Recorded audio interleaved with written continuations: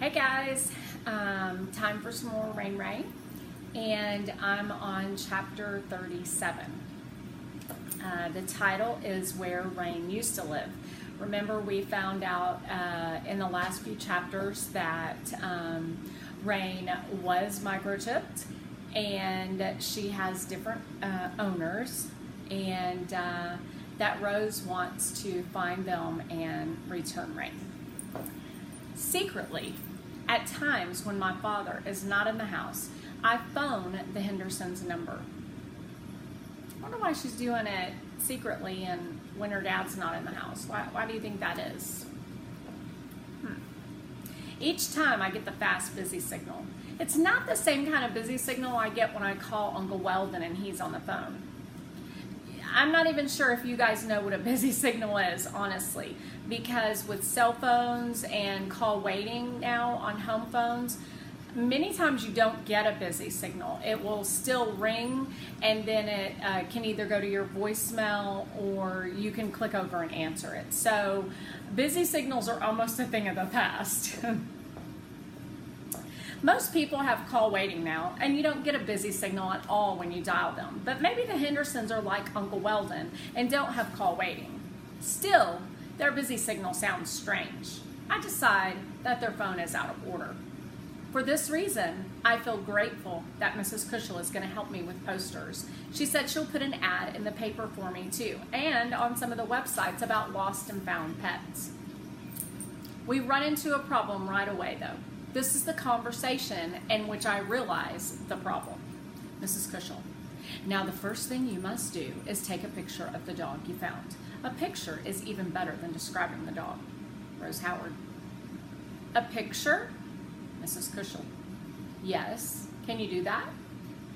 I can, but I don't want to. I don't want Mrs. Cushel to see that the picture is of Rain. I nod my head. Mrs. Cushel: good. Now, under the picture we should write found, and then you can describe the dog. Rose Howard: even though there's a picture of the dog right there? Mrs. Cushel: yes. You can give a few more details, such as the dog's approximate age and weight, and also where you found the dog. Rose Howard: oh, I decide that maybe we should wait a bit before we put up posters of Rain. I'm not ready to explain things to Mrs. Cushel. I wonder why she feels like she's not ready to explain things. Why is she not wanting Mrs. Cushel to know that the dog she found is Rain? But I am ready to tell my new plan to Uncle Weldon. I call him one night and say, I think we need to look for the Hendersons. Who? He asks.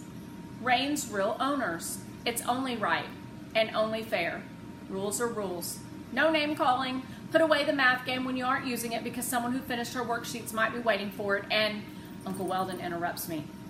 And make sure Rain's original owners get their dog back. Yes, I say. Oh, Rose, are you sure you want to do this?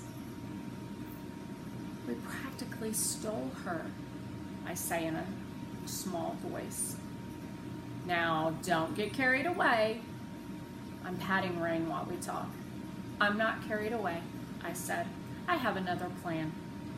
I tell Uncle Weldon that I secretly know the Hendersons' address in Gloverston. We could start by looking for their house. Maybe they still live there, but their phone is just out of order after the storm. We decide to go to Gloverston the next day, which is Saturday. We get an early start. My father is barely out of bed. We leave him sitting at the kitchen table in his underwear, muttering and grunting and calling the people at the J&R garage bad names. Gloverston is about 30 miles from Howard, in the opposite direction from Elmira. It's one of the towns that got hit worse by Susan. Uncle Weldon comments as we drive along, I don't think there's much left of it. He's right. When we reach what used to be Main Street through Gloverston, we see that it now looks like a dried up riverbed, and everything on either side of it is ruined and abandoned. Wooden porches droop and dip, their railings missing. The sidewalks are gone, and broken store windows have been patched with tape, but carelessly, as if the owners don't expect to be able to salvage their businesses. We don't see a single person. Uncle Weldon skirts around the town, and finally we come across the road where the Hendersons live. It's a lonely country road, and we don't see any houses, although we see a lot of storm damage. Finally, we spot a mailbox with the excellent prime number 2 painted on the side. "That's it," I say. Uncle Weldon turns onto a gravel drive, and we creep along, avoiding potholes and tree limbs. We round a bend. "Whoa," says Uncle Weldon under his breath.